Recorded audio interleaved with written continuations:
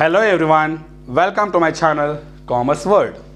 In this video, I'm going to share you the very important topic relating to subject King of Commerce, as you all know that, accountancy. So today's topic is 10 accounting concepts. 10 accounting concepts. So first let us understand what do you mean by accounting concepts. So in order to know the meaning of concepts, you have to remember just two alphabets. One is I, another is A. I stands for ideas, A stands for assumptions. Let us merge these two words, ideas and assumptions, in order to derive the meaning of accounting concepts.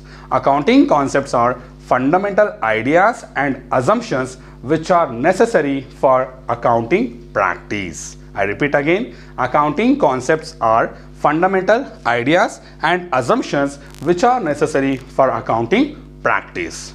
Now, let us know which are the 10 different accounting concepts. In order to understand this 10 different accounting concepts, I just created a code. With the help of this code, you can understand the 10 accounting concept. I mean, you can remember the 10 accounting concept. The code is ABCD Mr. Goa.